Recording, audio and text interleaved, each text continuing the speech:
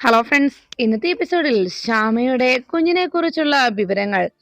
സ്വാമിജി പറഞ്ഞത് കേട്ട് സന്തോഷത്തോടെ സത്യാമ്മ ശ്യാമയെ വിളിച്ചുകൊണ്ട് അവിടെ നിന്ന് പോകുന്നു. ശാലിനി തന്റെ അപേക്ഷ സ്വീകരിച്ച് സ്വാമിജി തന്റെ കുടുംബത്തിന് നന്മ ചെയ്തതോർത്ത് ശാലിനിയും ആ സ്വാമിജിയെ നോക്കി നന്ദി അറിയിച്ചു. വിഷ്ണു ഉടനെ തന്നെ ശാലിനിയോട് പറഞ്ഞു, എടോ വാ, നമുക്ക് വേഗം പോകാം, ഇനിയും താമസിച്ചാൽ ഇന്റർവ്യൂ അറ്റൻഡ് ചെയ്യാൻ വൈകും എന്ന് പറഞ്ഞ് ശാലിനിയെയും വിളിച്ചുകൊണ്ട് വിഷ്ണു വേഗം പുറത്തേക്ക് ഇറങ്ങുന്നു.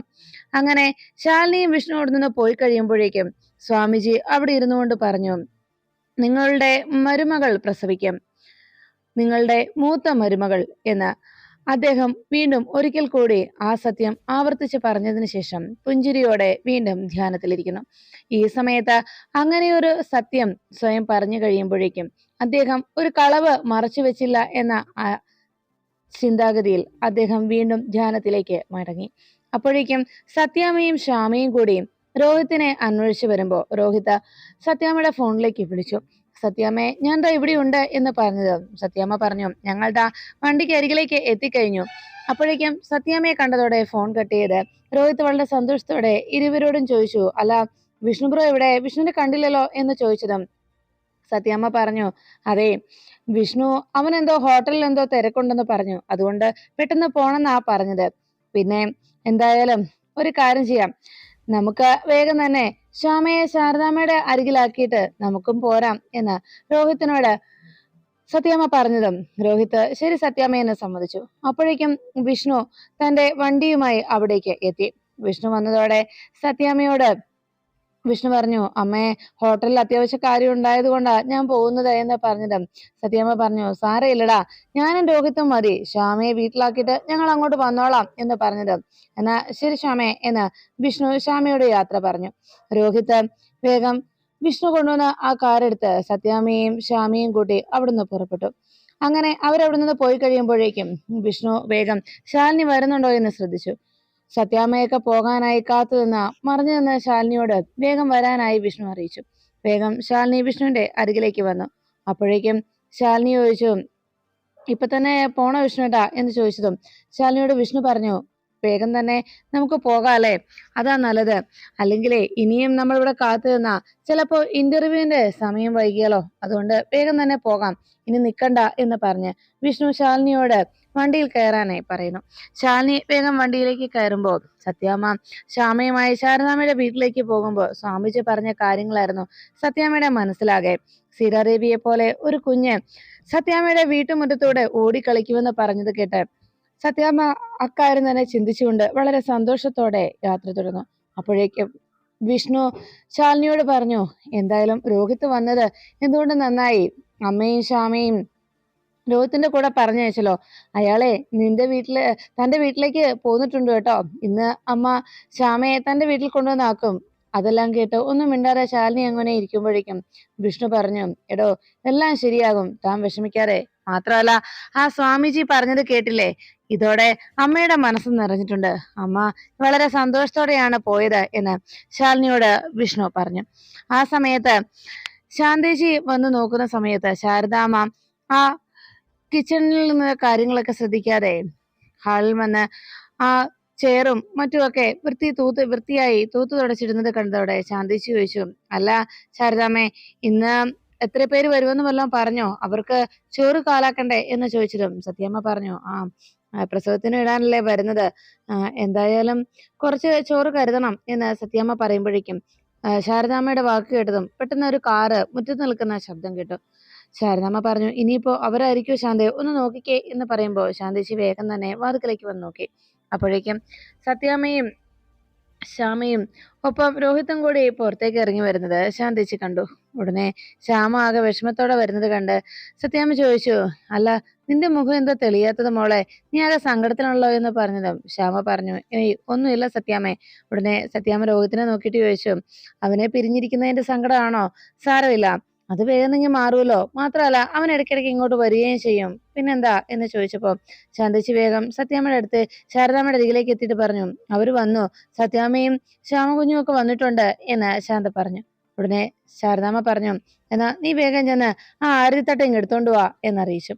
ഉടനെ ശാന്തേച്ചി ആരതിത്തട്ട എടുക്കാനായി അകത്തേക്ക് പോയി. ഈ സമയത്ത് ശാരദാമ്മ വേഗം പുറത്തേക്ക് ഇറങ്ങി വന്നു. ശാരദാമ്മ വന്ന് സത്യാമ്മയും ശ്യാമയും കണ്ടതോടെ ഇരുവരെയും കണ്ടുള്ള സന്തോഷത്തോടെ അകത്തേക്ക് വാ സത്യാമ്മ എന്ന് പറയുമ്പോൾ ശാരദാമ്മ വിളിച്ചു കേട്ട് സത്യാമ്മ പറഞ്ഞു, അതെ, വിഷ്ണുവിന് അത്യാവശ്യമായിട്ട് ഹോട്ടലിൽ പോകേണ്ട തിരക്ക് വന്നു, അതുകൊണ്ട് അവിടേക്ക് പോയി. പിന്നെ പ്രീതിയുടെ കാര്യം ഞാൻ പറയേണ്ടതില്ലല്ലോ, അവിടെ 3 ആളിലെങ്കിലും വേണ്ടേ പ്രീതിക്ക് സഹായത്തിന്. കാരണം അർജുന്റെയും കുഞ്ഞിന്റെയും കാര്യം നോക്കണം. പിന്നെ അറിയാവല്ലോ അവിടുത്തെ ഇപ്പോഴത്തെ വസുന്ധരയുടെ അവസ്ഥ എന്താണെന്ന്. അതുകൊണ്ട് തന്നെ എല്ലാത്തിനും പ്രീതി തന്നെ വേണ്ടേ ഓടി നടക്കാൻ. അതുകൊണ്ടാണ് പ്രീതി വരാതിരുന്നത് എന്ന് പറഞ്ഞപ്പോ ഉടനെ ശാരദാമ്മ ചോദിച്ചു, അല്ല എന്നിട്ട് സത്യാമ്മ എന്താ ഇത്ര വൈകിയെന്ന് ചോദിച്ചപ്പോഴേക്കും സത്യാമ്മ പറഞ്ഞു, അത് വേറൊന്നുമല്ല, രാവിലെ ഞങ്ങള് ക്ഷേത്രത്തിൽ വരെ പോയി. അത് മാത്രമല്ല, അവിടെ ഭാവി പ്രവചിക്കുന്ന ഒരു സിദ്ധം കൂടി ഉണ്ടായിരുന്നു. അദ്ദേഹത്തെ ഞങ്ങൾ കണ്ടു, ശ്യാമയുടെ കുഞ്ഞിന്റെ കാര്യങ്ങൾ അറിയാൻ. അത് കേട്ട ഉടനെ ശാരദാമ്മയ്ക്ക് ടെൻഷനായി. ഉടനെ ശാരദാമ്മ ചോദിച്ചു, എന്നിട്ട് എന്താ പറഞ്ഞത്? അദ്ദേഹം എന്താ പറഞ്ഞു സത്യാമ്മ എന്ന് ചോദിച്ചതും സത്യാമ്മ പറഞ്ഞു, നല്ല കാര്യം തന്നെയാ പറഞ്ഞത്. സുഖപ്രസവമായിരിക്കും ശ്യാമയ്ക്കെന്നാണ് അദ്ദേഹം അറിയിച്ചത്. അദ്ദേഹം പറഞ്ഞെന്താണെന്നറിയാവോ ശാരദാമ്മേ? എന്റെ വീട്ടുമുറ്റത്തോടി സീതാദേവി ഓടിക്കളിക്കുമെന്നാ പറഞ്ഞത് എന്ന് സത്യാമ്മ അറിയിച്ചു. അത് വളരെ സന്തോഷത്തോടെ സത്യാമ്മ പറയുമ്പോൾ ശാരദാമ്മ വേഗം ആലോചിച്ചു, ദൈവമേ, അതൊക്കെ എങ്ങനെ ശരിയാവും, അതെങ്ങനെ സംഭവിച്ചു എന്നോർത്ത് ശാരദാമ്മ ഇങ്ങനെ അന്തിച്ചിരിക്കുമ്പോഴേക്കും അവിടേക്ക് ശാന്തേച്ചി ആരതി തട്ടവുമായി എത്തി. ആരതി തട്ടം കൊണ്ടുവന്ന് ദാ ശാരദാമ്മ എന്ന് പറയുമ്പോൾ ശാരദാമ്മ പെട്ടെന്ന് ഇങ്ങനെ ആലോചിച്ച് നിൽക്കുന്ന കണ്ടോടെ ശാരദാമ്മയുടെ ആ ആലോചന കണ്ട് സത്യാമ്മ ചോദിച്ചു, അല്ല എന്തു പറ്റി? എന്താ ശാരദാമ്മ ഇങ്ങനെ ആലോചിക്കുന്നത്? അപ്പോഴേക്കും ശാരദാമ്മ പറഞ്ഞു, അല്ല സിദ്ധന്റെ പ്രവചനം കേട്ട സന്തോഷത്തിൽ ഞാൻ അങ്ങ് മതിമറന്നങ്ങ് നിന്നു പോയതാ സത്യാമ്മ എന്ന് സത്യാമ്മയോട് ശാരദാമ്മ പറയുമ്പോ അത് കേട്ട് വലിയ സന്തോഷത്തിൽ സത്യാമ്മ ശരി എന്ന ആരതി ഒഴിഞ്ഞോളാനെ അറിയിച്ചു. വേഗം ശാന്തയുടെ കയ്യിൽ നിന്ന് ആരതിത്തട്ടം വാങ്ങിച്ച് ശാരദാമ്മ ശ്യാമയുടെ അരികിലേക്ക് ചെന്നിട്ട് പറഞ്ഞു, മോനെ, മോനും കൂടി ഇങ്ങോട്ട് ചേർന്ന് നിൽക്ക്. അങ്ങനെ രോഹിത്തിനെ കൂടി ശ്യാമയ്ക്കൊപ്പം ചേർത്ത് നിർത്തി ഇരുവരെയും ആരതി ഒഴിഞ്ഞ് ശാരദാമ്മ സ്വീകരിക്കുമ്പോ ശ്യാമയുടെ മുഖത്തെ സങ്കടം ശാരദാമ്മ ശ്രദ്ധിക്കുന്നു. അതിനുശേഷം ആരതിത്തട്ടം ശാന്തയുടെ കയ്യിലേക്ക് കൊടുത്തിട്ട് ശാരദാമ്മ അകത്തേക്ക് കയറി വരാനായി പറയുന്നു. അങ്ങനെ ശാരദാമ്മ ശ്യാമയും വിളിച്ചുകൊണ്ട് വേഗം അകത്തേക്ക് കയറി സത്യാമ്മയോടൊപ്പം അകത്തേക്ക് വന്നതും സത്യാമ്മ അവിടെ ഇരിക്കുമ്പോഴേക്കും ശാന്തയോട് വേഗം ശാരദാമ്മ പറഞ്ഞു, അവർക്ക് കുടിക്കാൻ ചായ എടുക്ക് ശാന്തേ. ഈ സമയത്ത് സത്യാമ്മ പറഞ്ഞു, ഒന്നും വേണ്ട, ഞങ്ങൾ ഇപ്പോൾ തന്നെ ഇറങ്ങുകയാണ്, അതുപോലെ തിരക്കുള്ളത് കൊണ്ടാ ഒന്നും വേണ്ടെന്ന് പറഞ്ഞത്. പിന്നെ ശാരദാമ്മയോട് ഞാൻ പ്രത്യേകിച്ച് പറയേണ്ട കാര്യമില്ല, ശാരദാമ്മയുടെ സ്വന്തം മകളാണല്ലോ. എങ്കിലും ഞാൻ ഒന്നുകൂടി പറയുന്നതേ ഉള്ളൂ, ശ്യാമയ്ക്ക് കൃത്യസമയത്ത് ഭക്ഷണമൊക്കെ കൊടുത്ത് അവളെ നിർബന്ധപൂർവ്വം കഴിപ്പിക്കണം. അന്ന് ആ സീമന്ത ചടങ്ങിൽ അങ്ങനെ ഒരു വേദനയൊക്കെ ഉണ്ടായതിനു ശേഷം പിന്നീട് വീട്ടിൽ വന്ന് എപ്പോഴും ആകെ വിഷമിച്ചിരിക്കുന്നതാണ് കണ്ടിട്ടുള്ളത്. എപ്പോഴും മൂടിക്കെട്ടി ഇങ്ങനെ സങ്കടപ്പെട്ട് ഓരോന്നും ആലോചിച്ചുകൊണ്ടിരിക്കും. അതുകൊണ്ട് അങ്ങനെ ആലോചിക്കാനൊന്നും ശാരദാമ്മ വിടരുത്, എപ്പോഴും മനസ്സ് സന്തോഷവതിയായിരിക്കണമെന്ന് പറയാറുള്ളതല്ലേ എന്ന് ശാരദാമ്മയോട് സത്യാമ്മ അറിയിച്ചു.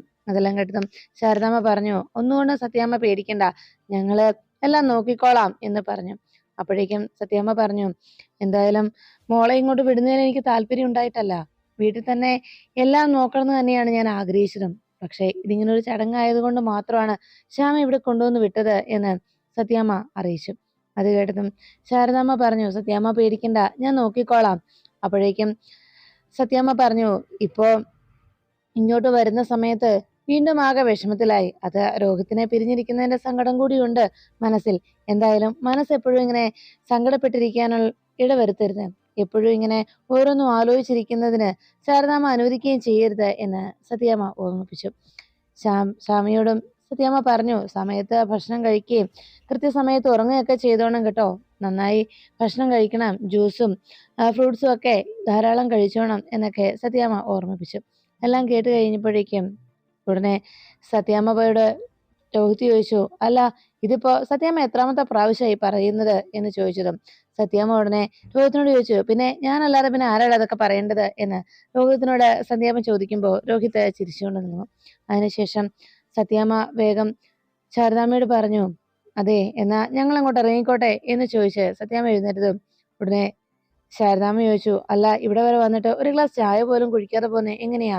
അപ്പോഴേക്കും ശാന്തേച്ചി പറഞ്ഞു, ഒരു 5 മിനിറ്റ്, നല്ല പാലപ്പവും നല്ല ഗ്രീൻ പീസ് കറിയും ഉണ്ട്, കഴിച്ചിട്ട് പോകാം എന്ന് പറഞ്ഞപ്പോ ഉടനെ സത്യാമ്മ പറഞ്ഞു, അതെ, തിരക്കുള്ളത് കൊണ്ടാ ഞങ്ങൾ ഭക്ഷണം കഴിക്കാത്തത്, അല്ലാതെ വേറൊന്നും കൊണ്ടല്ല. എന്നാ ഞങ്ങൾ ഇറങ്ങിക്കോട്ടെ എന്ന് സത്യാമ്മ ചോദിച്ചതും ഉടനെ വിഷ്ണു ഇത് കേട്ടെന്ന് രോഹിത് ചോദിച്ചു, സത്യാമ്മേ, ഞാൻ ശ്യാമയോടൊന്ന് സംസാരിച്ചോട്ടെ എന്ന് ചോദിച്ചതും സത്യാമ്മ പറഞ്ഞു, ഓ അതിനെന്താ, പോയി സംസാരിച്ചോ എന്ന് പറഞ്ഞപ്പോ രോഹിത് വേഗം ശ്യാമ വിളിച്ചു. വാ ശ്യാമേ എന്ന് പറഞ്ഞ് വേഗം അവർ റൂമിലേക്ക് പോയി. ഈ സമയത്ത് ശാരദാമ്മ പെട്ടെന്ന് ആകെ ആലോചനയിലായി. അത് കണ്ട ഉടനെ സത്യാമ്മ പറഞ്ഞു, രോഹിത്തിന്റെ ഒരു കുഞ്ഞ് അവളുടെ വയറ്റിൽ ജന്മം കൊണ്ടുവന്ന് അറിഞ്ഞപ്പോൾ മുതൽ അവന് അവളോടുള്ള സ്നേഹം എത്രത്തോളം ആണെന്ന് പറഞ്ഞറിയിക്കാൻ കഴിയില്ല. അത്രയ്ക്കും അവനിപ്പോ അവൾക്ക് ജീവനായി മാറി എന്ന് സത്യമ്മ പറഞ്ഞു. അത് കേട്ട് എന്ത് പറയണമെന്നറിയാതെ ശാരദാമ്മ ചിരിച്ചുകൊണ്ട് നിന്നു. അപ്പോഴാണ് രോഹിത്തുമായി ശ്യാമ മുറിയിലേക്ക് എത്തിയതും രോഹിത്ത് ശ്യാമയുടെ കയ്യിലേക്ക് തന്റെ പോക്കറ്റിലിരുന്ന ആ ഒരു ടിന്നെടുത്ത് കൊടുത്തു. ദാ, ഇത് കുങ്കുമപ്പൂവാ, ഇത് ഭക്ഷണത്തിനൂടെ കഴിക്കണം, പാൽ ഇട്ട് കഴിക്കണം, അറിയാവല്ലോ എന്ന് പറഞ്ഞ് അത് രോഹിത് കയ്യിലേക്ക് കൊടുത്തിടും പെട്ടെന്ന് ശ്യാമയ്ക്ക് ആകെ സങ്കടമായി. ശ്യാമ പറഞ്ഞു, രോഹിത്, ഇനിയെങ്കിലും എനിക്ക് രോഹിത്തിനോട് ഇക്കാര്യം പറയണം, ഇല്ലെങ്കിൽ എന്റെ ചങ്കു പൊട്ടിപ്പോകും രോഹിത്തെ എന്ന് പറഞ്ഞ് ശ്യാമ സങ്കടപ്പെട്ടുകൊണ്ട് പറയാൻ തുടങ്ങുമ്പോഴേക്കും രോഹിത് ശ്യാമയുടെ വായടച്ചു പിടിച്ചു. വേണ്ട, എനിക്കറിയാം, താൻ ഒന്നും പറയണ്ട. ഞാനൊന്നും അറിയുന്നില്ലെന്നാണോ താൻ കരുതിയത്? എനിക്കൊന്നും മനസ്സിലായില്ലെന്നാണോ താൻ കരുതിയത്? എടോ, എനിക്കെല്ലാം മനസ്സിലായി. താനെന്ന് ഹോസ്പിറ്റലിൽ പോയിട്ട് വീട്ടിലേക്ക് മടങ്ങിയെത്തിയതിനു ശേഷം തന്റെ മാറ്റം ഞാൻ ശ്രദ്ധിച്ചതാണ്. തനിക്ക് അന്ന് ആ വയറുവേദന ഉണ്ടായപ്പോഴാണ് ശരിക്കും താൻ നമ്മുടെ കുഞ്ഞ് ആ കുടുംബത്തിൽ എല്ലാവർക്കും എത്രത്തോളം പ്രിയപ്പെട്ടതാണെന്ന് മനസ്സിലാക്കിയത്, അല്ലെ? ഓരോരുത്തരും ആ കുഞ്ഞിനു വേണ്ടി അല്ലെങ്കിൽ ആ കുഞ്ഞിനെ കാണാനായി എത്രത്തോളം ആഗ്രഹിക്കുന്നുണ്ടെന്ന് താൻ അപ്പോഴാണ് തിരിച്ചറിഞ്ഞതല്ലേ? എനിക്ക് മനസ്സിലാക്കാൻ കഴിയുന്നുണ്ട്. അതുവരെ തനിക്ക് എല്ലാം കുട്ടിക്കളിയായിരുന്നു. ദേ, ഒരു കാര്യം ഞാൻ പറയാം. നമ്മുടെ രണ്ടുപേരുടെയും പ്രണയമാണ് തന്റെ വയറ്റിൽ ഒരു കുരുന്ന ജീവനായി ഇപ്പോൾ തുടിക്കുന്നത്. അതുകൊണ്ട് ആ കുഞ്ഞിന് ഒരാപത്തും വരുത്തില്ല ആരും തന്നെ. ആ കുഞ്ഞിന്റെ ഒരു പുഞ്ചിരിയും ആ കുഞ്ഞിന്റെ വിളിയും കേൾക്കാനായി താൻ കാത്തിരിക്കുകയാണെന്ന് എനിക്ക് മനസ്സിലായി. എന്തായാലും ഒന്നുകൊണ്ടും താൻ സങ്കടപ്പെടണ്ട കേട്ടോ. എപ്പോഴും തന്റെ ഒപ്പം ഞാനുണ്ടാകും. നമ്മുടെ കുഞ്ഞിനെ പൊന്നുപോലെ നോക്കിക്കോണം എന്ന് രോഹിത് ശ്യാമയോട് പറഞ്ഞു. പിന്നെ ഒരു കാര്യത്തിനും മനസ്സ് വെറുതെ സങ്കടപ്പെടുത്തരുത്. എന്ത് കാര്യമുണ്ടെങ്കിലും എന്നോട് അറിയിക്കണം കേട്ടോ എന്ന് രോഹിത് ശ്യാമയോട് പറഞ്ഞു. പിന്നെ നമ്മുടെ കുഞ്ഞിന് വേണ്ടി ഇപ്പോ നമ്മൾ സംസാരിക്കുന്നതും പറയുന്നതുമെല്ലാം ആ കുഞ്ഞ് ആ വയറ്റിനുള്ളിൽ കിടന്ന് എല്ലാം തിരിച്ചറിയുന്നുണ്ട്. ഇപ്പോ തന്നെക്കാളേറെ ഞാനും അവന്റെ വരവിനായ പ്രതീക്ഷയോടെ കാത്തിരിക്കുക. ഇന്ന് സ്വാമിജി പറഞ്ഞത് കേട്ടില്ലേ? തന്റെ വയറ്റിലുള്ളത് സീതാദേവിയെ പോലെയുള്ള ഒരു കുഞ്ഞാണ് എന്ന്. അതുകൊണ്ട് അവളുടെ വരവിനായി നമുക്ക് കാത്തു നിൽക്കാം. പിന്നെ ഒരു കാര്യം കൂടി, കുഞ്ഞിന് ഞാനൊരു പേരൊക്കെ കണ്ടുപിടിച്ചു കേട്ടോ. നമുക്കവളെ പത്മിനി എന്ന് വിളിക്കണം. എൻ്റെ അമ്മയുടെ ഓർമ്മയ്ക്കായിട്ടാണ്. സത്യത്തിൽ ഞാനിപ്പോൾ വിശ്വസിക്കുന്നത്, താൻ എൻ്റെ ജീവിതത്തിലേക്ക് കടന്നു വരുന്നതിന് മുൻപ് എന്നെ അത്രത്തോളം സ്നേഹിച്ച, ഈ ലോകത്തെ ഏറ്റവും കൂടുതൽ സ്നേഹിച്ചത് എൻ്റെ അമ്മയാണ്. ആ അമ്മ എന്നെ വിട്ടുപോയപ്പോ ആ സങ്കടം എനിക്ക് താങ്ങാവുന്നതിലും അപ്പുറമായിരുന്നു. എന്നാൽ ഇപ്പോ എൻ്റെ അമ്മയ്ക്ക് അങ്ങനെ എന്നെ വിട്ടുപോകാൻ കഴിയില്ല എന്ന് എനിക്ക് മനസ്സിലായി. അതുകൊണ്ട് എൻ്റെ അമ്മ തന്നെയാണ് നമ്മുടെ കുഞ്ഞായി തൻ്റെ ഈ ഉദരത്തിൽ വീണ്ടും ജന്മമെടുക്കുന്നതെന്നാണ് ഞാൻ വിശ്വസിച്ചത്. എൻ്റെ ആഗ്രഹവുമായിരുന്നു അത്. അതുകൊണ്ട് തന്നെ അങ്ങനെ നമ്മുടെ കുഞ്ഞിന് താൻ ജന്മം കൊടുക്കുമ്പോൾ എൻ്റെ അമ്മ തന്നെ നമ്മുടെ മകളായി നമ്മുടെ ജീവിതത്തിലേക്ക് വരുന്നതെന്ന് ഞാൻ വിശ്വസിക്കുന്നു. അതുകൊണ്ടാണ് ആ കുഞ്ഞിന് ഞാൻ ആ പേരിടാമെന്ന് പറഞ്ഞത്. എന്തായാലും മറ്റൊന്നും ആലോചിച്ച് സങ്കടപ്പെടരുത് കേട്ടോ.